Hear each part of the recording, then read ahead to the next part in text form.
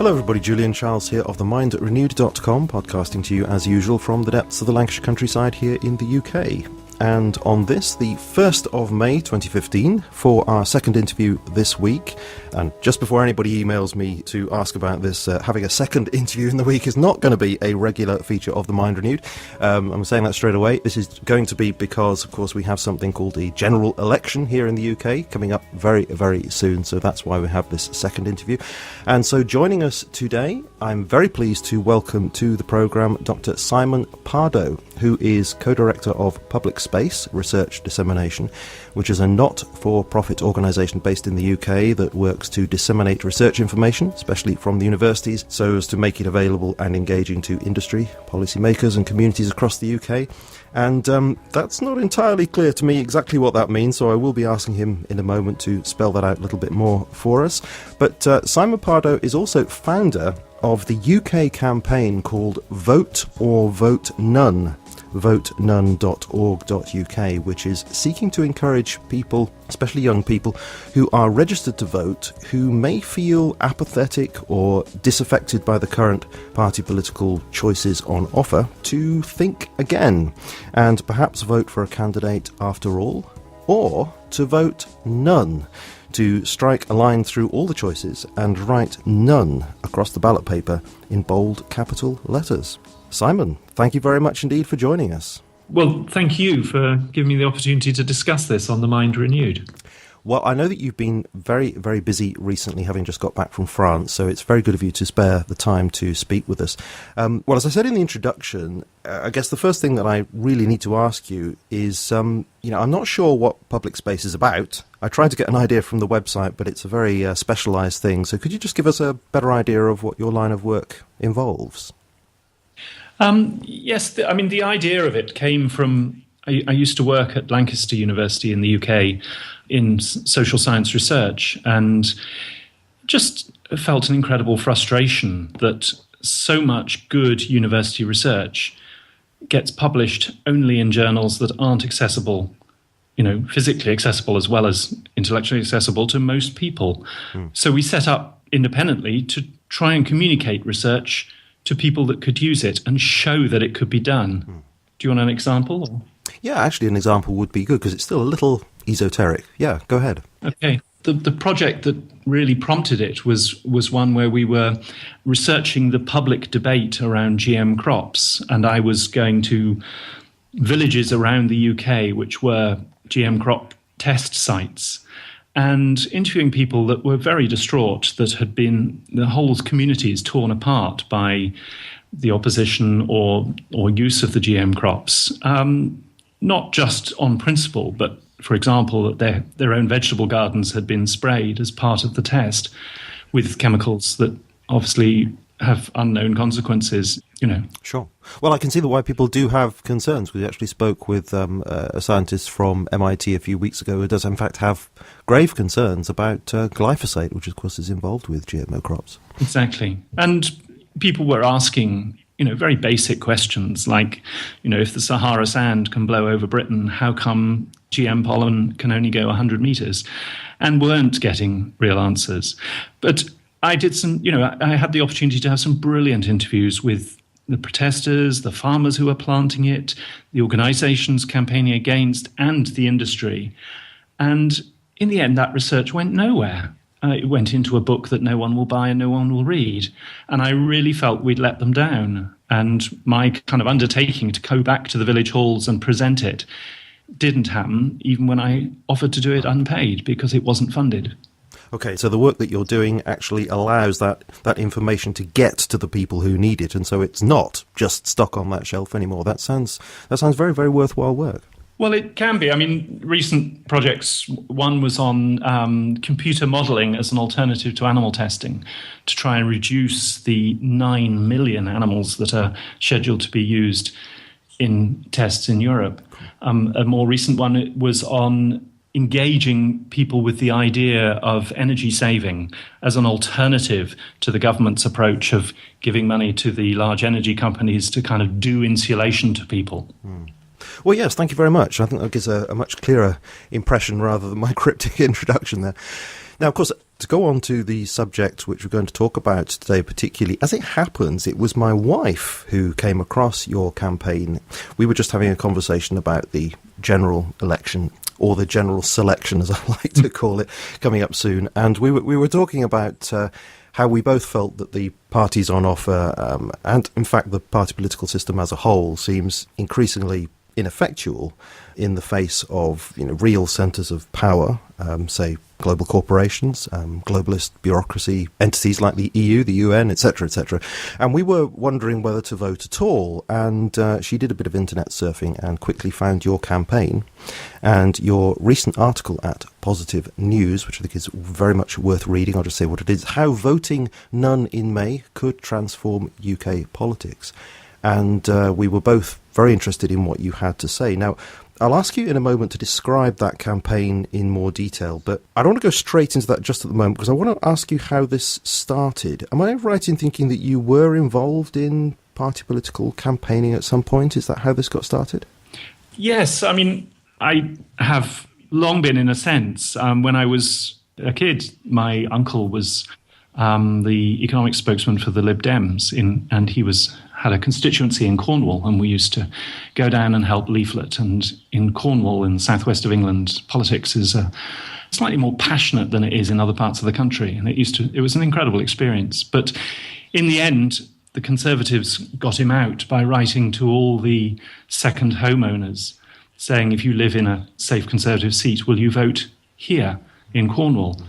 And so they got him out on the biggest postal vote in the country. And to me, that was a kind of lesson that for maybe all, but particularly at that moment, the Conservatives, it was all about winning. It wasn't about democracy, because that was a profoundly undemocratic thing to do. It took away the vote from the genuine local people. Yeah. So it was just about power. And that was a long time ago, you say. Was that right? Well, it was a hell of a long time ago, but it's kind of framed a kind of sort of skepticism about politics, I suppose.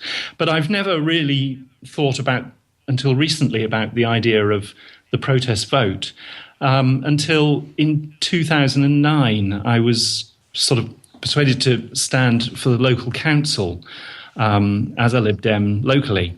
And on the doorsteps, it was in the middle of the MP's expenses crisis. People on the doorsteps were saying, I'm not voting for any of them. They're all the same. I'm not voting for any of them. And after a few of those, I started just almost instinctively saying, well, if you feel like that, vote none and show it. And what was really interesting was that it changed the discussion each time from being a negative one about why they hate politicians into a positive one about, well, how do we, restore our democracy? How do we make politics in the UK better? And it just sort of seemed that having the option to vote none changes the debate, because it suddenly re-engages people from despair into thinking, well, what can I do about this? Yeah. Well, that's fascinating. So in a way, the idea was kind of pressed upon you by your conversations with other people. That's really interesting.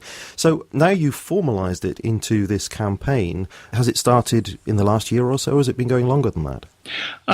We originally, back in 2010, did a campaign around blank vote, because in many countries, including Spain, Norway, Denmark, there's an option to vote blank. Well, and in France too.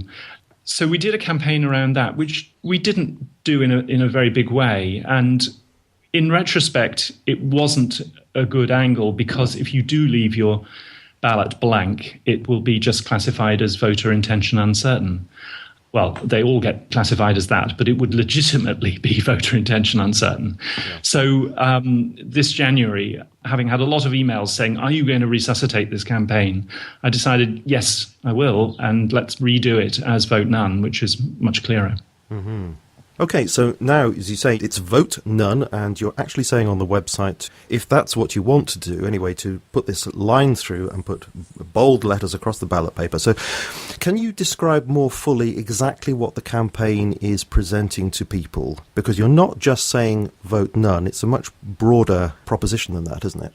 Yes.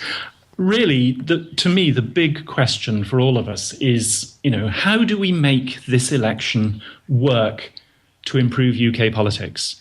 I think whatever your political persuasion, that is the key question. And of course, one option is to vote for better candidates, to make better MPs, and another option is to protest. But if you take, that, how do we make this election work to improve UK politics? I mean, okay, what is the problem that's addressing? I mean, part of the problem is that in every election in my lifetime, the right and the left have created fear of the other. It's a negative politics of fear of what the others will do. And it gets the population to vote strategically rather than for what they believe in. And it squeezes all the other parties out. It's a deliberate ploy, and it happens every single time. And, one of the results is that over a third of the population are silent. They don't vote. And of course, they're then invisible in the results and the debate. I mean, the extent of that was that in 2005, nearly as many people didn't vote as voted Labour and Conservative combined. Yeah, that's remarkable, because it's on your website, isn't it? You have a graphic there showing that. Is it 38% in 2005 registered voters didn't vote in one form or another, and it was 42% that was Labour and Conservative, so as you say, just a 4% difference there. Exactly. Part of it is that every time you get a single-party government, they're elected by less than a quarter of registered voters. In 2005, Labour was elected with just 22%.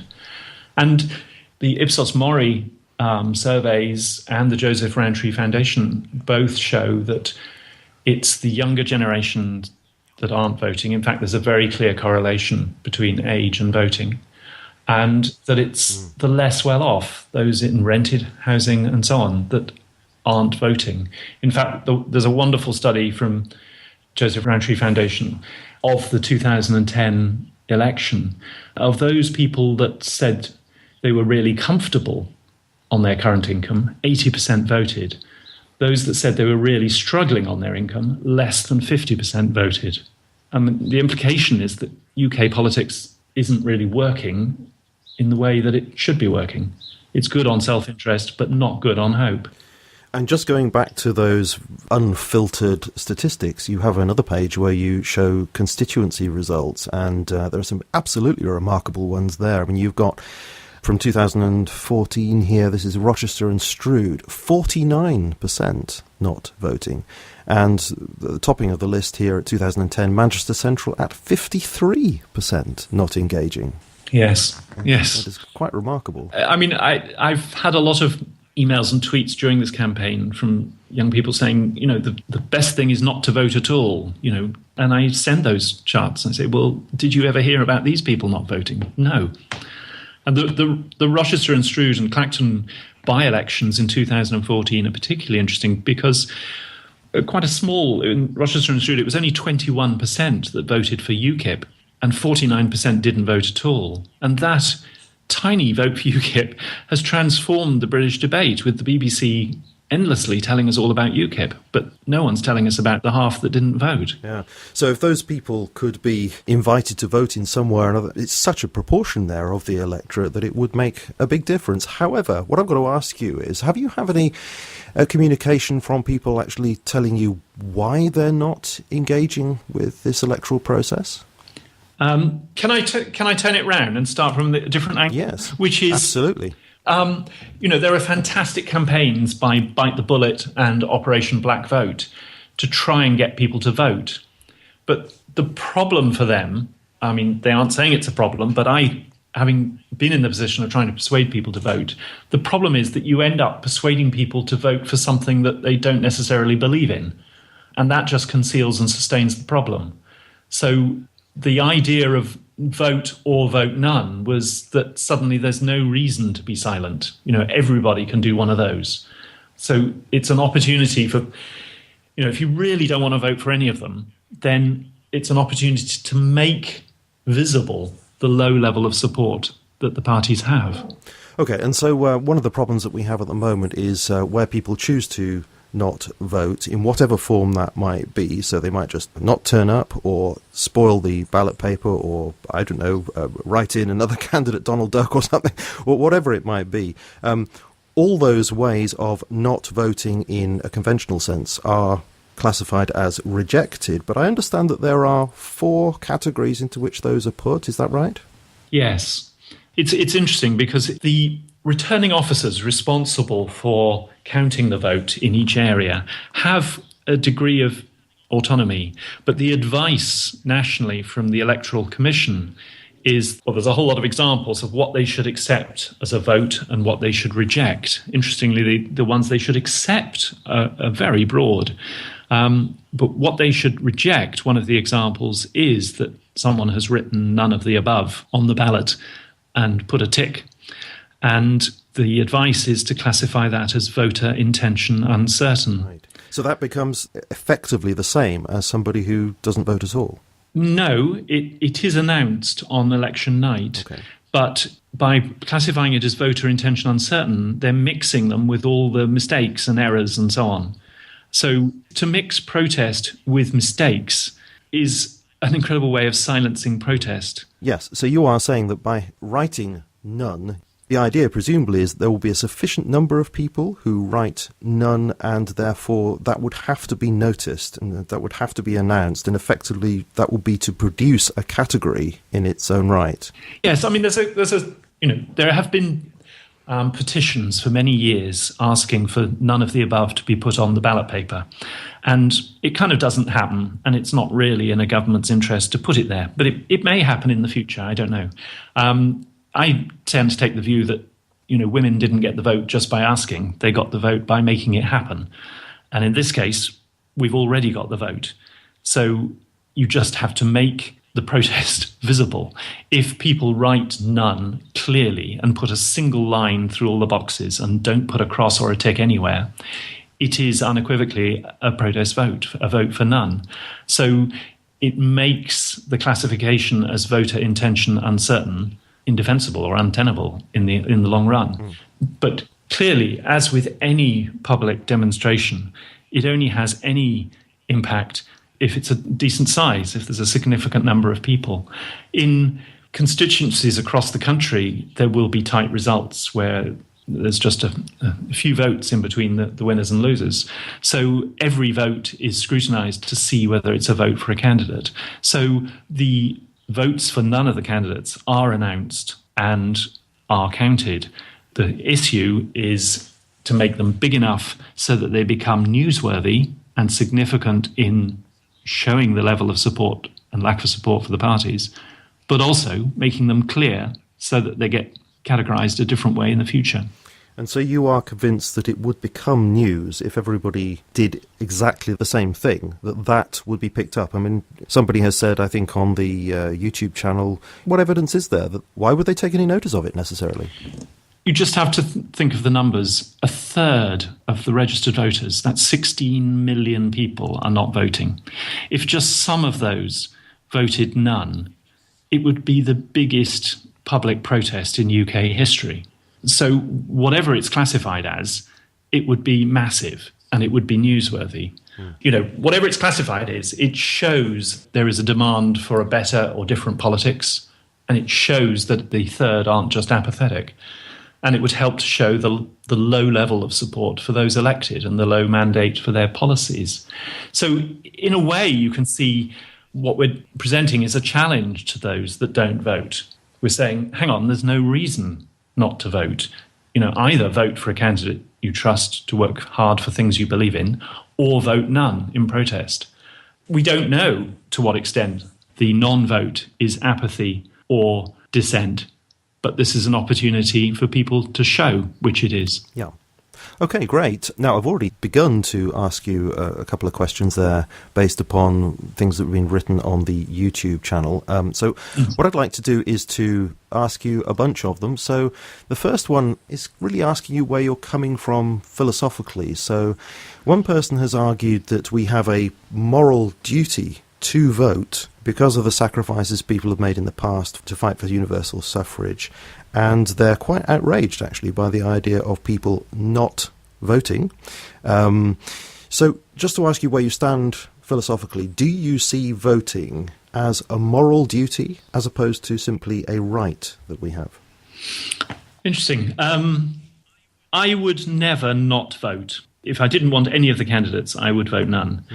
I wouldn't simply not vote. So I suppose I see it as a duty or obligation for me. I'm not sure whether I make that judgment for other people. I don't believe in making voting compulsory. Right. Part of the test is, do you inspire people to vote? But in answer to that person, I'd say, well, hang on, face the facts. A third of people aren't voting. Okay, so are you saying a third of the people aren't respecting those who died in the past? No, I think you should need to go out and find out why they aren't voting. It's not apathy. Actually, it's partly because there is no way of showing that you don't want any of the candidates. A UK election is a bit like a proverbial Soviet referendum where you can only say yes to what's on offer. There is, at the moment, no way of saying no. And Russell Brand has, had that accusation thrown at him extensively since he advocated not voting. And we've put a whole lot of pages on our website arguing against his position. But his point is, hang on, the people that died for the vote died for the right to vote against the oppression that they had.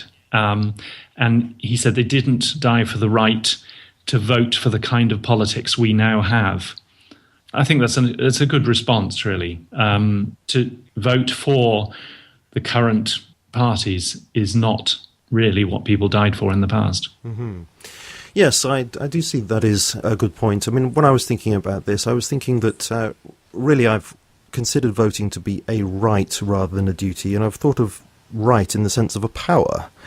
I have the power to vote, so I can choose to exercise that power or not. Obviously, if I have to do so, then it's not a power, is it? I'm being coerced by somebody telling me that I've got to act in a certain kind of way. So, if people have suffered for my power to vote, then I really don't see that I dishonour them by choosing abstention in whichever way I see fit. But that's just the way that I look at it.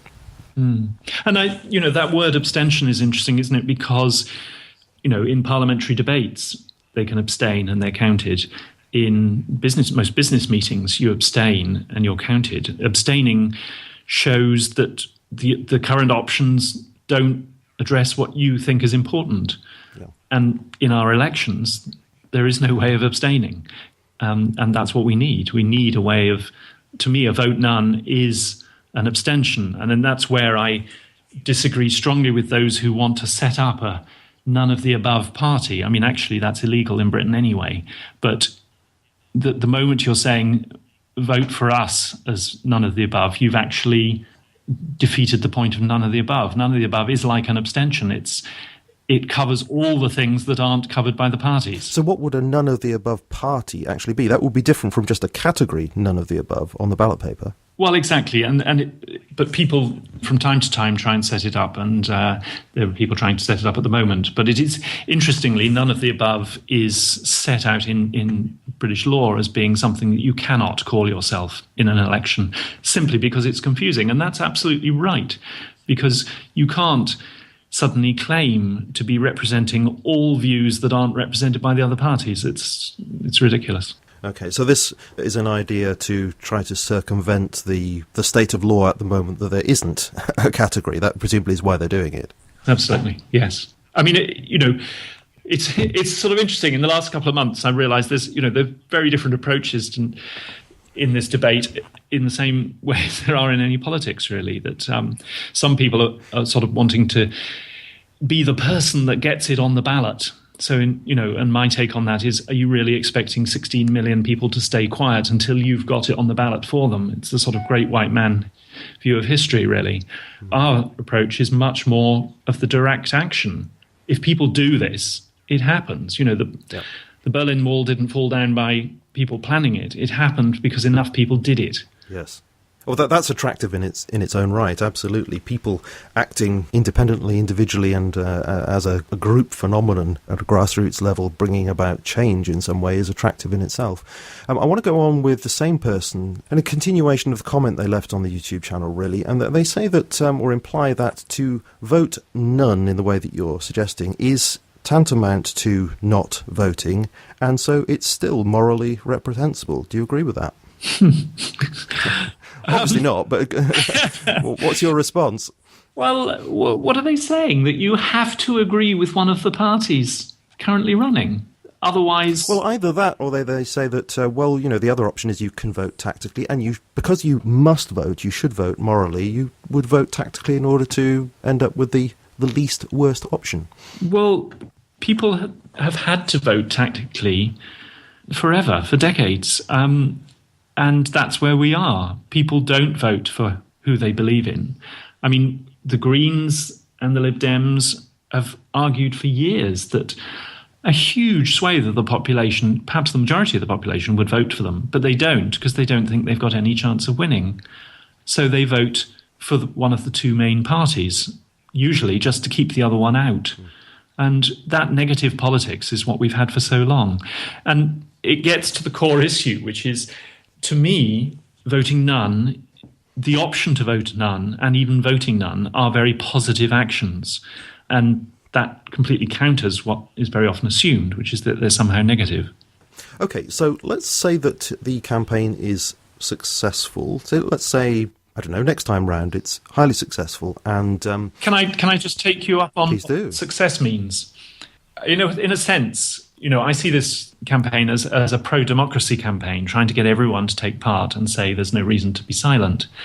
I don't know from any research or anything, but my guess would be once you get people into the polling station, they'll probably vote 2-1 for something. So the none vote isn't necessarily a measure of the success. Our campaign has been vote for someone you trust to work hard for things you believe in, or vote none. So one of the successes of the campaign will be to get people to vote for who they believe in. And part of the reason for showing the results of the last election is to show that the difference between the votes for the parties last time is minuscule compared with the number of people that didn't vote. So if just some of those people voted, they can change the results. There are very few seats that remain safe if the third voted. But if they voted none, of course, then they could create the biggest protest in UK history. Okay, so it's not a primary objective of the campaign that people vote none, and that might lead in itself to some outcome, let's say, such as the none of the above appearing in future on ballot papers. Well, if that happened, that would be success. I suppose a realistic scale of success is to multiply the traditional spoiled ballot protest, which was around 295,000 last time, which is just 1% of the voters. If you put that 1% next to the 34% that didn't vote at all, you can see there's a huge scope for multiplying that. If we multiply that, then it becomes an issue. It starts to change the debate because the lack of support for those elected has been shown, and it starts to make the case for putting none of the above on the ballot. Okay, so does that answer your question? Yes, it does, because it leads me on to what I want to. I'm leading you down a line here. Sorry about that. Let's suppose that the none of the above category does in fact appear as a consequence of what people do. Now, that could be seen as promoting reform. It may worry people in the establishment, and it might lead in a reform direction. However, one of the papers that you have linked, I'm not quite sure where it is, where it's linked at your website or Facebook or something like that anyway. I think it's a publication by somebody at Harvard, and they say that in India, the none of the above is seen as, and I'm going to quote here, increasing the representativeness of the democratic system. Now, when I read that, I thought, well, that could be taken as saying something like, well, now that we've got this none of the above category, the system as a system is absolutely fine now because it represents everybody, so we don't really need to engage in reform. No, I wouldn't agree with that. I mean, what happens with a vote for none of the above, or just simply for none, as in this case? What does it do in reality? In the political debate, it supports those that are arguing for change and challenges those who think it's all right at the moment. And, that connects with what Russell Brand and Naomi Klein argue, which is that you have to show the system that the system isn't working, because inside the system, they think it's working. So direct protest is about that. Okay, so what happens if there are a lot of people voting none? it should inspire different kinds of people to stand. It should show the support there is for other policies. I mean, again, if I refer to Russell Brand, I mean, his argument for not voting for any of them is that none of the parties will address the international trade agreements and so on that actually create poverty and injustice. And he says none of them can or will address those. Mm-hmm. My response to that is, yes, you may be right, but actually in the last decade or more, those trade agreements have been strengthened and the corporations have been strengthened by our governments signing them and selling public assets to the corporations. So it does make a difference who wins, because the power of government is being deliberately reduced, and you have to vote to stop that as well as try and vote to change it.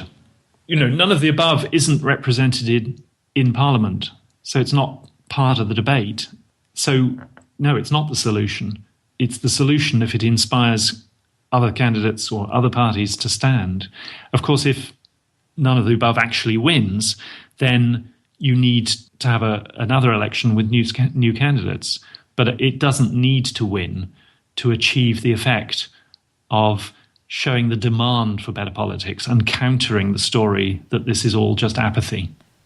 Well, I want to go back to Russell Brand because, you bring up his point that it looks like none of the parties are going to do anything about these international trade agreements, and maybe following the kind of suggestions that you're putting forward, we might eventually end up with parties that would be stronger about that. But, my feeling is that what Russell Brand is saying is that that's never going to happen. We're never going to get, with this current parliamentary representation system, we're never going to get parties that are going to do that. And so, in a way, perhaps we need to consider the current parliamentary representation system, whatever form, first past the post, proportional representation, whatever it might be, as being now something of the past, and perhaps we need other ways of expressing democracy. I think you always need several ways of making democracy work. Voting is one way of it. You also need public demonstrations and so on during the period of a government to focus. But you have to remember that, in the UK, the biggest ever public demonstration, which was against the Iraq war in 2003, seemingly had no effect.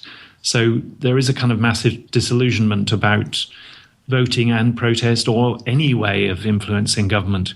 So are you, by having this campaign, restoring people's faith in voting when, in fact, it really isn't going to change anything very much? Good question. No, I think, call me naive, but I believe that politics can change things.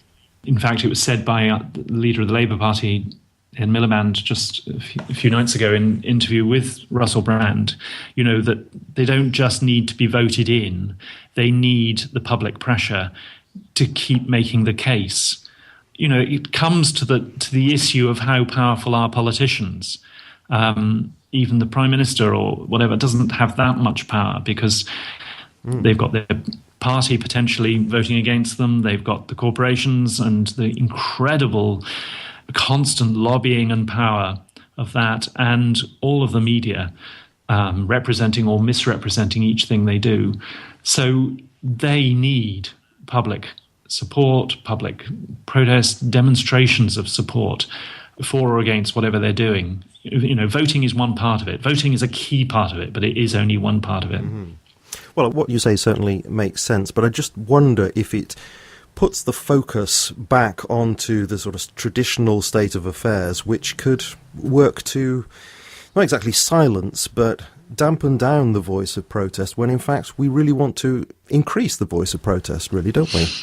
Why will it dampen it down? I mean, we're trying to get everyone to participate, to shift from the kind of passive despair into active participation in voting. Yes, I understand that, but it's still within the confines of a certain way of proceeding, within a traditional voting process by which you feel you're actually going to bring about change. And are we not at a stage now where, although that's part of the picture, it's a very small part of the picture, and we need to find ways of expressing democracy in other ways, which are more important? So a campaign like yours, which, and I'm not criticising and saying that it's not of value, but is it taking people's focus off all the other ways of expressing democracy and pushing them back into an obsolete mindset?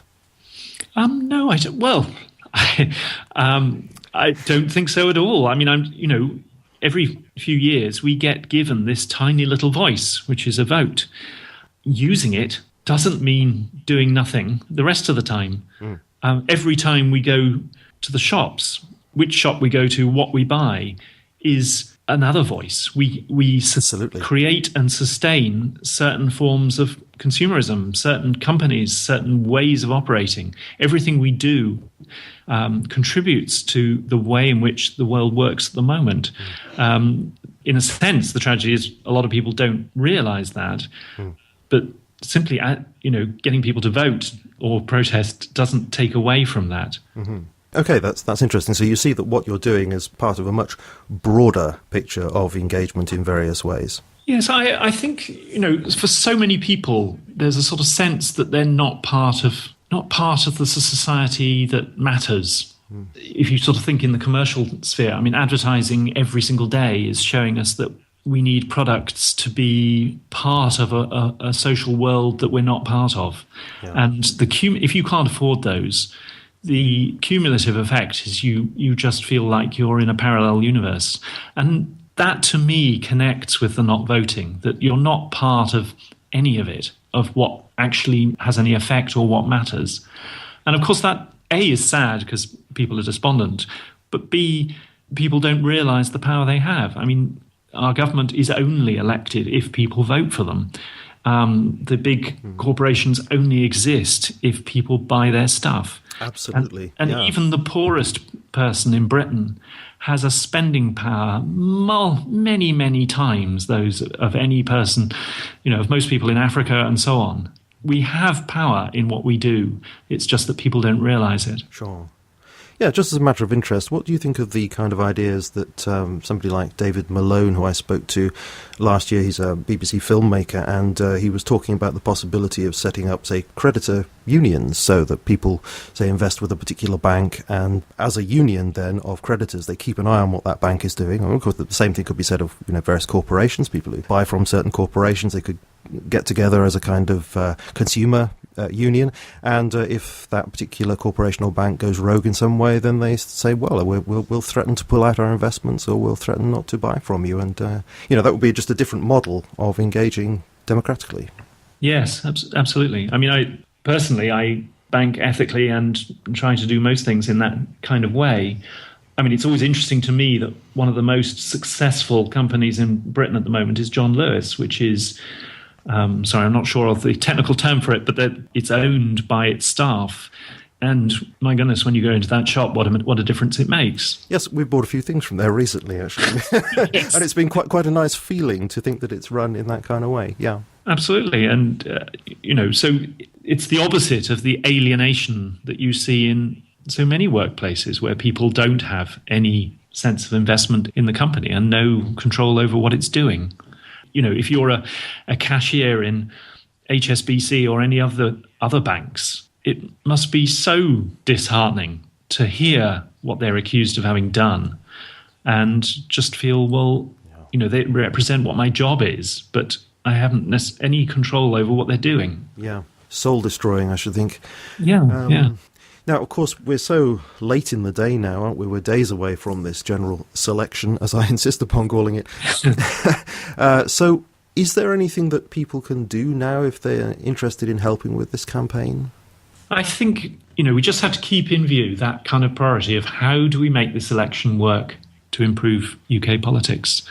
And most people are caught up in one or other party being the answer to everything and the others being really bad. And a lot of the Twitter debates are pretty depressing in that sort of sense, and include people that you kind of highly respected at other times, getting into this simplistic binaries. Well, that's a feature of Twitter, isn't it? I suppose it invites that kind of reaction. Well, it does. Yes, it does. Yeah. The big question for anyone who's thinking of not voting, and if you've got friends who aren't voting, or, for goodness sake, it's 1 in 3 of the people all around us are not voting. The real challenge for us all is to try and convince them to just do something, either vote or vote none. It's interesting, how many people who aren't going to vote suddenly then say, yeah, but will it count? for the minimal effort of actually getting out there and voting, it's you that make it count. If anything like the 16 million actually vote none, of course it'll count. But if it's 200,000, it won't count. So we all have to do it. And of course it comes back to that sort of feeling that we're just each one of 44 million voters, and therefore my vote doesn't make any difference. And, where do you go from that? You have to get back to what people used to have, that sort of sense, well, together we can change things. If each of us does what we believe in, actually it adds up to changing things. And that's what I think we have to do in this election, as well as in wider life, really. Absolutely. Thank you. Yeah, that's a great way of finishing what we're saying here today. Thank you very much indeed, Simon, for joining us. It has been a very, very interesting conversation. And I like the way you say that this is not to be seen as the solution to the problems that we have, but that it is something that we can do out of a broader set of approaches that are available to us, rather than just doing nothing. And so I think that is very, very good advice, and I certainly was attracted to that in the first place, and I still think I shall I'm not going to say how I'm going to vote, because that's my prerogative. I don't have to say, but it's been very, very interesting to hear what you have to say, and I think very sensible, and I thank you very much for joining us on The Mind Renewed. It's good to speak to you. Well, thank you very much.